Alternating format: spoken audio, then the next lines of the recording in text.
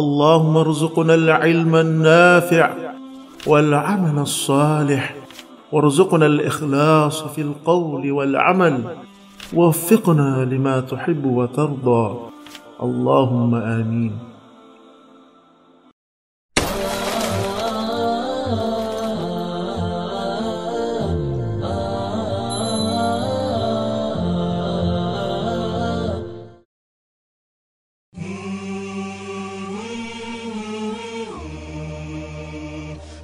Bismillahirrahmanirrahim. Alhamdulillah wassalatu wassalamu ala Rasulillah wa ala alihi wa ashabihi wa man tabi'ahum bi ihsan ila yaumiddin. Amma ba'd. Assalamualaikum warahmatullahi ta'ala wabarakatuh. Waalaikumsalam.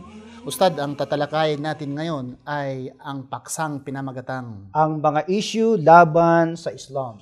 Ustad, mga issue, ibig sabihin dami-dami. Marami yan. Ang daming mga issue, Ustad, na hindi natin nakunan ng pansin, na para bang baliwala lang sa atin dahil tayo ay mga Muslim. Pero hindi pala yung tama, Ustad. Dapat pala, kunan natin ng pansin at sasagutin natin. Gaya ng pag-asawa. Ayan. Ano pang naisip mo? Na multiple marriage, no? Oo. Ano pa? Tinatawag na Ng mga yung tinatawag na yung terorismo. Terorismo. O pang-terorismo. Tapos yung tinatawag na jihad. Oo. Ano pa? Capital punishment. Papatayin daw, Ustad. Putulan ng liig. Ang daming isyu. Brutal ang batas ng Islam. Pero sa ngayon, ang pinaka-issue ngayon na ating tatalakayin, Peke daw di umano ang Islam dahil sa si Prophet Muhammad sallallahu alaihi wasallam ang sinasabi nila, akala nila no, na nagtayo nito. Okay. Dahil sumulpot lang daw ang Islam sa ni Prophet Muhammad sallallahu alaihi wasallam. sa ngayon, ang tatalakayin man natin ay unang episode ito. Papapatunayan muna natin na sila ay talaga mga Muslim. Ayan. Okay? At ang relihiyon ay Islam. Ayan. Pero mamaya, sasagutin namin yung issue na yan. Totoo po ba na ang Islam ay peke dahil ito ay pinatayo lamang ni Prophet Muhammad sallallahu alaihi wasallam? Yan ang Issue nila. Pinatayo At daw. maliban dyan, ang Quran daw ay sulat ni Prophet Muhammad sallallahu alaihi wasallam. Sabi nila. Mamaya, sasagutin natin yan sa pangalawang episode. Pero sa ngayon, Ustad, bago natin tatalakayin ang subject na iyaan, yung nabanggit natin sa unahan, ngayon tatalakayin muna natin kung ano ba ang nabanggit ang kahulugan sa katagang relihiyon. Ayan. Ano ba ang relihiyon? Ang ibig Kung sabihin? bakit natin naalamin yung katagang religion kasi ang inaakala ng mga hindi nakakaalam okay, na walang relihiyon nung una, yung mga propeta. Yun ang sabi nila. Ano sabi nila? Kaalamin muna natin kung ano ang definition ng religion. Okay. Basahin natin mula dito sa Revised and Updated Illustrated Oxford Dictionary. Babasa po natin dito sa pahina 694 ang kahulugan ng religion. A particular system of faith and worship. Yan ang meaning ng religion. Particular system. Partikular na sistema ng pananampalataya at pagsamba. Pagsamba. Ayan. Religion. Religion. Worship. Okay. Iba naman yung system ang tinatawag dyan. Di ba? Sistema. Sistema. Pag wala kang sistema, Sistema ng pananampalataya. wala kang reliyon. Ang ibig sabihin, Ustad, mayroon kang sistema. Meron. Example, ang taong walang sistema, Ustad, for example, yung kalo ba sa Bisaya, kalo, kopya. Pag ginagamit itong sapatos, at ang sapatos ay gamiting kopya, vice versa, walang problema, walang sistema yon. Ang sapatos, Ustad, may kanan, may sa kaliwa. Di ba? Ang pangkanan ng sapatos, gamitin sa kanan. Ang kaliwa, ang pangkaliwa, gamitin sa kaliwa. Pero kung mag-interchange, walang problema nga ang kanan ay gamitin sa kaliwa, ang kaliwa gamitin sa kanan, wala kang sistema. Meron din sistema, Ustad, kaya lang maling sistema. Maling sistema. Okay. Sistema pa rin yan, kaya lang mali. So, ang mga propeta, ang ibig sabihin, may faith sila at mayroon silang sistema. Yun. Tama, wastong sistema. May relihiyon sila. May relihiyon. Ustad. Wastong sistema ng pananampalataya at pagsamba. At saka, Ustad, bago diyan, sinasabi nila na may mga taong nagsasabi na hindi importante ang religion. Ang importante daw ay relasyon. Okay, relasyon. Bago mamaya babasahin natin ang kahulugan sa Islam, pupunta muna tayo sa Biblia nila, Ustad, dahil sa salitang relihiyon. Sabi nila kasi, relihiyon ay hindi yan importante, relasyon. Pero, bakit nagbanggit ang kanilang kasulatan? Ang Biblia. Nagbanggit, Ustad, hindi bababa sa 20 sa aking research. Dito, mabasa Dami natin. yan, ha? 20. 20. Hindi bababa sa 20. Actually, baka mayroon pa akong hindi nababasa eh. Pero yung na-research ko lang, 20. Mabasa ito sa James chapter 1 verse 26. This is New International Version. This is in 1984. Okay? If anyone considered himself or religious and yet does not keep a tight rein of his tongue, he deceives himself and his religion is worthless. Sinasabi doon. Word religion, religious and religion na banggit. Daan mabasa, James chapter 1 verse 26. Pangalawa, basahin ko lang pangalawa kasi ang dami sunod. Mauubos ito eh. Kung babasahin ko. Mauubos tayo dyan. Okay? So, basta sabihin mo na lang, 20 yan. 20. Acts 25 verse 19, mabasa din sa 1 Timothy 5:4, mabasa sa Galatians 1:13. Hindi ko lang ubusin Ustad. Baka maubos yung oras basta natin. Sinabi 20, yung tinatawag na pangalan ng religion, o yung hindi pangalan ng religion pero the word religion. Religion, nagpapatunay Ustad, itong Biblia, pakirama, itong Biblia, nang ibig sabihin dito sa Biblia, kapatid, ay nabasa ang word na religion. Kung hindi importante yung word religion, bakit may salita ditong religion? Ang katakataka pa Ustad, the word religion is repeated many times in the Bible, yet walang pangalan ng relihiyon. Yun. Word religion meron. Pero pangalan ng religion wala. Ang religion mo ay Roman Catholic. Walang ganun. Ang religion mo ay Jehovah's Witness. Ang religion mo ay Iglesia ni Cristo. Ang religion mo ay born again. Walang ganun. Binanggit din ng mga pangalan Yung tinatawag na word na God, di ba? Pero pangalan ng Diyos wala. Woe unto them who blaspheme the name of God. Call me in my name. Our Father which art in heaven, hallowed be your name. Name of God. Pero tanungin mo sila. Anong pangalan ng Diyos? Wala rin alam. Naturete. Ang daming pangalan ipinroduce Jehovah. Wala. So dito tayo ngayon, Yahweh. Ustad. Kasi balik tayo sa ating topiko. Ating subject. Na ang Islam daw ay piki na relihiyon.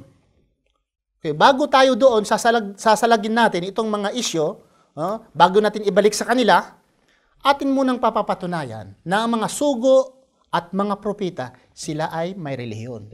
At ang relihiyon na yon ay Islam. Ano man ang kahulugan ng Islam, ang ibig sabihin kung tayo ay magbigay ng kahulugan, dahil mga Muslim tayo, Ustad, tayo ang nag-study kung anong kahulugan ng Islam.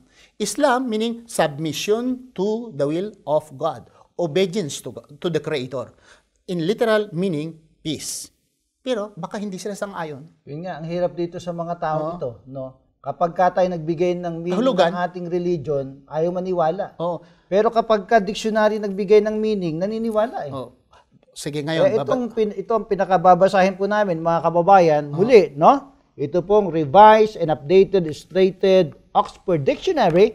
Basahin po natin para sa inyong kapakanan ang meaning ng salitang Islam. The religion of the Muslims, a monotheistic faith, regarded as revealed through Muhammad as the prophet of Allah. Tingnan mo Sila namin sabi niyan. Prophet of Allah, dito na muna tayo sa salitang Allah or name na Allah, Ustad.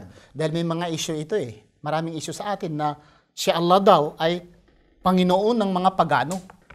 Hindi nila alam, Ustad, na dito sa gitnang silangan, ang lahat ng mga tao dito na may pananampalataya sa Diyos, makristyano ka man, o mamuslim, ang tawag ay Allah. Hindi naman God dahil dito hindi naman lugar ng mga Amerikano dito. Hindi Panginoon dahil hindi ito mga Pilipino nakatira dito. Hindi rin Diyos. Hindi mga Espanyol. Dito, Ustad, ang kahulugan ng Islam, ayon sa nabanggit, is the religion of the Muslim. The Muslim.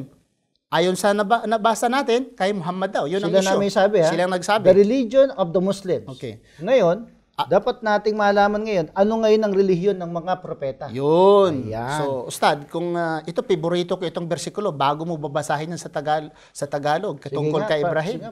Yung, lalo na dito si Ustad natin, si Ustad Homer, itong Kagayawan, isang Ustad natin, isang Kalagan, mabait ito. Kung minsan, di ko lang babanggitin Ustad. Nanonood siya, Ustad. So, mag-ingat tayo. Okay. Pagbutihin mo, Arabic yan, Arabic. Quran chapter 3, verse 19. Paborito ko yung Ustad. Sige nga. Inna dina indalahil Islam.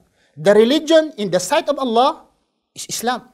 Dagdag pa, Ustad. Kung gusto mong dagdagan ko. Chapter 3, verse 85 sa Quran. Sige nga. وَمَنْ يَبْتَغِي غَيْرَ الْإِسْلَامِ دِينًا فَلَا يُقْبَلَ مِنْهُ وَهُوَ فِي الْآخِرَةِ مِنَ الْخَاسِرِينَ. Ang bangis mo sa Arabic, ah. Nag-smile yun si Ustad pagayawan, Ustad. Oh. Nag-smile sila. Ako naman. Kung sino mang magnanais na relihiyon na hindi Islam, Ako naman. isa sila sa mga talunan. Ako naman. O Puro sige, ikaw, eh. Ako o sige, naman. basahin mo. Sabi dami sa Quran chapter 5 verse 3. Sabi ni Allah, "This day I have perfected your religion for you, and I have completed my favor upon you, and I have chosen Islam as your religion." Grabe. Islam pa rin, nabanggit pa rin ng Islam. Ha? Ustad. Si Abraham naman kaya, siya ay Kristiyano, Hudyo? Ayan, si Baka Abraham mabasa nga. natin. Basahin nga Chapter natin. 3, verse 67, Ustad. Sige, basahin Okay, nga natin. Tagalog. No? Para maintindihan lalo ng ating mga televiewers. Oo. Mahal na mahal pa naman natin yung mga kababayan nating mga Kristiyano. No? Nandiyan pa naman yung ating mga mahal sa buhay. Sige, basahin mo, Ito Ustad. po para po sa inyo sa pagkakasalin po sa wikang Pilipino. Si Abraham ay hindi Hudyo. Gayon din naman, siya ay hindi Kristiyano. Datapat siya ay tunay na Muslim. Grabe. Very clear, Ustad. Sabihin lang, hindi yan totoo. Sabihin lang, hindi totoo. Dahil kung sabihin lang totoo, mag-Muslim sila. Ayun. Pagka Diba? sinabi lang totoo, Mag-Muslim sila. Dahil sabi nila, Ustad, si Abraham is father of faith. Ama na ng pananampalataya. Si Abraham. Ang kapayapaan na sumasa kanya. Sabi nila, father of faith. Sa atin naman, tinatawag siya na Abul Anbiya. The father of the prophets. Dahil karamihan ng mga propita ay nagmula sa kanya. Ustad, barang ganito ba? Mayroong lupa, Ustad, lupa-lupain. Sabi ng isa, akin ito, lupa. Sabi naman ng inaangkin mo, example lang. Yung lupa-lupain, tinaangkin mo, sa iyo ito. Sabi ko naman, sa akin. Sabi sa iyo, sabi ko sa akin. Dumating tayo sa husgado. Anong itatanong ng husgado? Saan ang katibayan mo? ayan. Kaya kanakala ebidensya eh. Oh, so anong katibayan natin? Ustad, katibayan namin, titulo. May titulo ako, Judge, oh. Akin itong lupa, may titulo. Sa Islam naman, anong katibayan nyo? May nabasa sa amin eh. Dito eh. Baka sabihin nila si Abraham lang yung Muslim. Paano ibang mga propeta? Ikaw bilang Kristiyano, inaangkin mo siya na ano? Sige, basahin mo nga sa Biblia. Basahin mo sa Biblia. Anong relihiyon ni Abraham? Ustad, Wala eh. Quran yan eh. Hindi yan Biblia. Dito Biblia. Diyan sa Biblia, di mababasa kung anong relihiyon ni Abraham. Yung, anong relihiyon ni Adan? Hindi mo rin mababasa dyan sa Anong Biblia. relihiyon ni Jacob? Hindi mo rin mababasa dyan sa Biblia. Pagano sila? Yun nga Pag walang relihiyon, pagano? samantalang ang definition ng religion, a Ano? particular system of faith and worship. At nagsasabi pa sa kanila, nagsasabi pa dito sa kanilang Biblia mismo. Ustad, sa dami-daming relihiyon. Nga nabanggit, hindi bumaba sa 20 sa aking research. Kaya nga meron tayong magandang tanong eh. Ano ang relihiyon ng lahat ng mga propeta? Magandang tanong yan. Mamaya sasagutin natin yan. Dito napapatunayan natin na mayroon palang relihiyon ang mga sugo at propita ng binigay ng Panginoon. Subalit, ang karamihan po ng mga Kristiyano ngayon nagsasabi na sila ay walang relihiyon, Ustad. Kaya sasagutin natin ang tanong na yan, ano ang relihiyon ng lahat ng mga propeta? Diyan lang po kayo, huwag kayong aalis at sasagutin po natin ang katanungan niyo. Assalamualaikum warahmatullahi ta'ala wabarakatuh.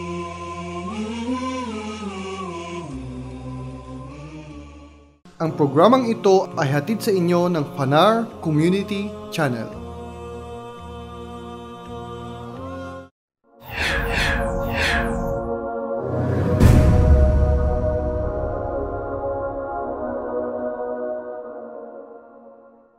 Allah does not burden a soul beyond its capacity.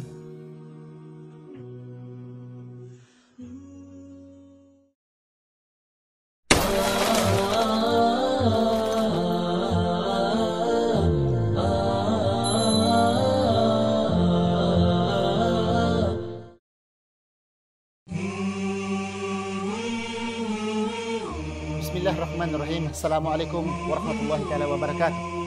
Waalaikumsalam. Dito tayo, Ustad, sa pangalawang episode sa ating paksang pinamagatang. Ang mga issue laban sa Islam. Kanina sa unang episode, mayroon tayong hindi natapos, Ustad. Pagpapatuloy natin ngayon na pagpapatunay na ang mga propita at tayo ay mga Muslim. Mabasa mismo natin sa Quran, Quran chapter 3, verse 84, Suratul Al-Imran. Okay. Sinabi dito sa Arabic, mamaya basahin mo sa Tagalog, Ustad. Okay. Sinabi dito, Bismillahirrahmanirrahim, A'udhu billahi minasyaitanir rajim, Bismillahirrahmanirrahim, Qul amanna billahi wa ma unjila alaina wa ma unjila ala Ibrahim wa Ismail wa Ishaq wa Yaqub wal asbat wa ma utiya Musa wa Isa wa nabiyyuna min rabbihim la nufarriqu baina ahadi minhum wa nahnu lahu muslimun. Ang ibig sabihin sa Tagalog, Ustad. Tagalogin natin, alang-alang sa mga kababayan nating hindi nakakaintindi ng Arabic. Ito po sinasabi, ipagbadya o Muhammad, kami ay sumasampalataya kay Allah at sa anumang ipinagkaloob sa amin at sa anumang ipinagkaloob kay Abraham, Ismail, Isaac, Jacob at ang mga supling ng 12 anak na lalaki ni Jacob at sa mga ipinagkaloob kay Moises, Jesus, at sa mga propeta mula sa kanilang Panginoon. Kami ay hindi nagbibigay sa kanila ng pagtatangi-tangi sa bawat isa sa kanila. At sa Kanya, kami ay tumatalima bilang mga Muslim. Malinaw yan. Mayroon pa bang explanation na mas klaro, more categorical than any of this statement? Hindi na natin kinakaliwanag yan. Very clear, Ustad. Malinaw na malinaw. Mayroon tayong batayan pag nagsasabi tayo na sila ay mga Muslim at ang relihiyon nila at ang relihiyon natin ay Islam. Tayong lahat ay mga Muslim. Pero at dito, kung napansin ng ating mga televiewers, kasama dito si Jesus Christ. Dito na tayo, Ustad. Atin ang sasalagin ngayon.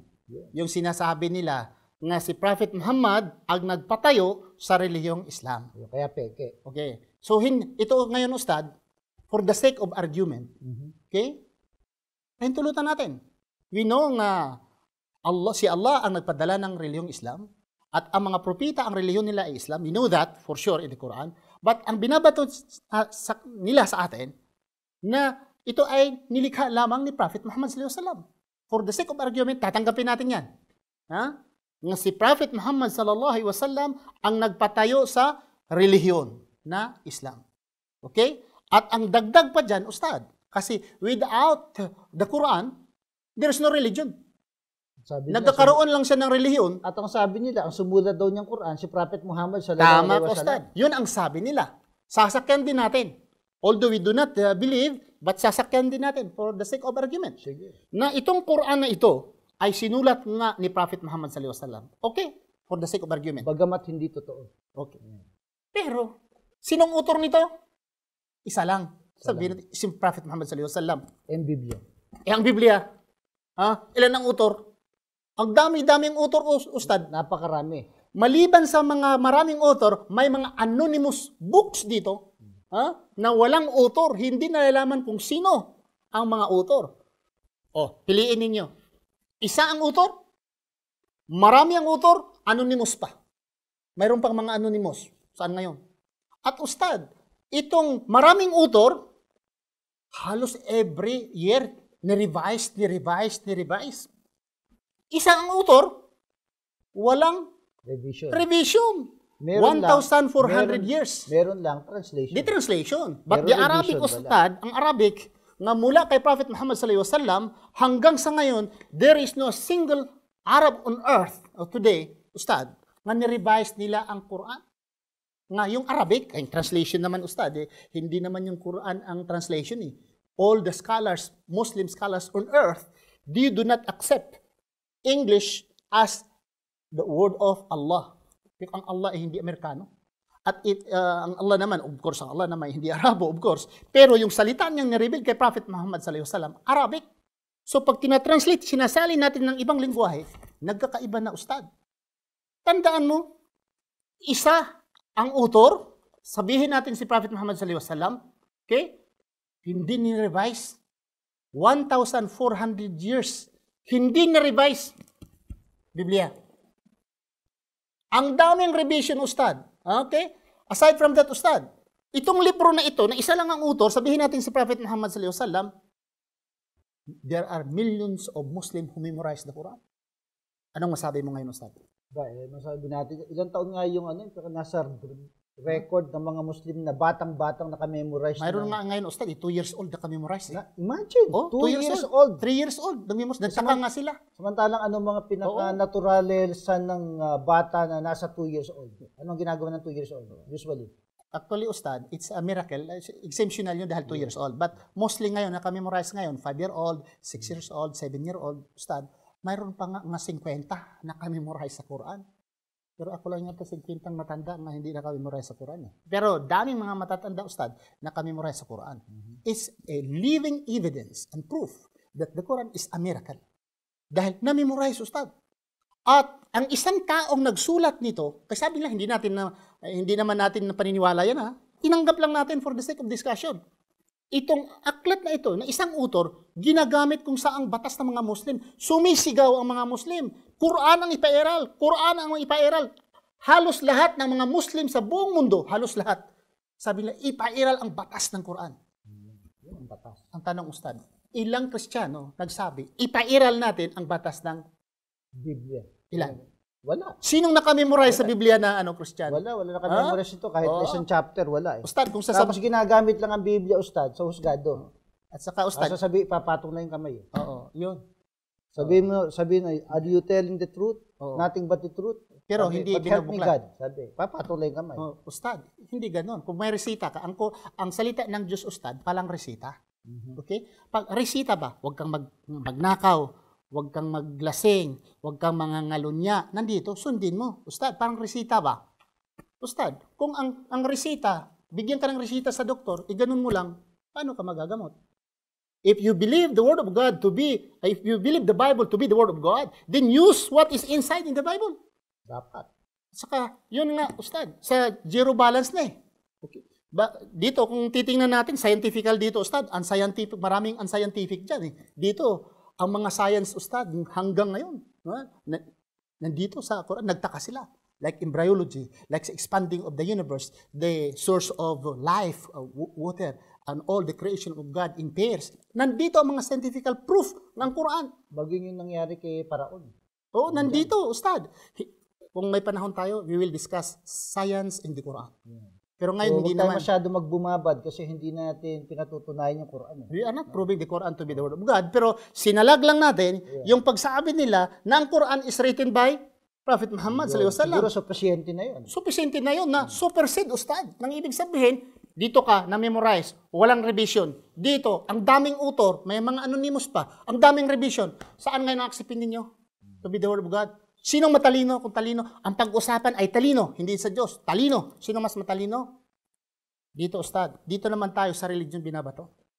Kung ang ating relihiyon ay pinatayo ni Prophet Muhammad sallallahu alaihi wasallam, okay? For the sake of argument, so well and good. Bakit? Buhay siya Pinatayo niya, buhay siya. Paano ngayon yung Christianity na kiniklaim nila na relihiyon ni Jesus Christ, Christianity, that even Jesus Christ, the word Christianity or the word Christian, never been uttered come out from the word of Jesus Christ. From the mouth of Jesus Christ, there is no single word Christianity or Christian coming from the mouth of Jesus Christ. Kaya nga dapat na ipabatid natin sa ating mga televiewers, kanino nagmula yung terminong Kristiyano? Ang punto ko nga ipaabot, Ustad, sa kanila, mga kapatid, kung peke ang relihiyon na pinatayo sa buhay pa si Prophet Muhammad sallallahu alaihi wasallam, ang Islam na pinatayo niya ay pike. Di ba mas pike yung pinatayo na wala na yon si Jesus? Wala na. Supposing si Rizal, Ustad, tinatawag ngayon may mga Rizal yan. May doktrina sila tungkol kay Rizal. Alam ba ni Rizal yung tinuturo lang doktrina? Walang alam si Rizal dyan. Wala na, patay na si Rizal Kahit na yung protestantismo. Nga, patay na nga si Rizal at nagtuturo sila. Ito ang katuro ni Rizal. This is Jesus Christ, Ustad. They are teaching to the people that the Bible, especially the New Testament, were the teachings of Jesus. And in fact, these books were written after the disappearance of Jesus Christ. According nga sa kanila, sa mga scholars, Ustad, sabi nila, mayroong sabihan na ang Mark, Ustad, sinulat 70 AD. Mayroon din magsabi na 150 AD at sinulat ang Mark. And the oldest of the 4 canonical gospel, the oldest, is Mark. At yung tatlo ay gumagamit kay Mark. So sa madaling sabi, Ustad, lumabas ang Christianity na wala ng relihiyon. Ano wala ng relihiyon? Ay walang relihiyong sinasabi si Jesucristo. Okay? Kung pike ang Islam, dahil ito'y pinatayo ni Prophet Muhammad sallallahu alaihi wasallam, how about Christianity? Ang masama dyan, sinasabi pa nila, no? Si Kristo raw ay nagtayo ng relihiyon. Ang binagamit nila, nakasulot sa Mateo 16:18. Religion ba yun? Sige daw. Basahin nga natin. Dito sa Mateo 16:18, kung religion nga itinayo niya. Para maintindihan ng ating mga kababayang Kristiyano. At sinasabi ko naman sa iyo na ikaw ay Pedro, at sa ibabaw ng batong ito ay itatayo ko ang aking iglesia. Religion ba itinayo? Hindi, Ustad, iglesia. Iglesia. Kung babalik ka, Ustad, babalik ikaw sa Greek dahil ang New Testament ay Greek, ang original ngayon nakikita, ang New Testament, ang tinatawag na iglesia sa Greek is tinatawag na ecclesia. Ecclesia. Ang tinatawag naman yung religion, tinatawag sa Greek na threskeia. Threskeia. Hindi naman sinasabi ipapatayo ko ang threskeia dyan eh. Saan sinabi niya, itatayo ko ang aking relihiyon? Oo, iglesia eh. Iglesia. So iba kasi, Ustad, yung relihiyon at yung iglesia iba. Sa Greek is ang tinatawag na iglesia, ecclesia. Ang tinatawag naman na relihiyon is threskeia sa Greek. So iba. So Ustad, marami pa atong nating tatalakayan dito ngayon, pero ang mga subject sa sunod lamang na episode, Ustad. Okay. So, sasagutin natin ang iba pang mga bagay-bagay. No? Sasabihin natin, paliliwanag natin mabuti, may kinalaman sa iglesia, sa video na yun. No? Pagkatapos lamang po ng ilang sandali. Assalamualaikum warahmatullahi ta'ala wabarakatuh. Ang programang ito ay hatid sa inyo ng Fanar Community Channel.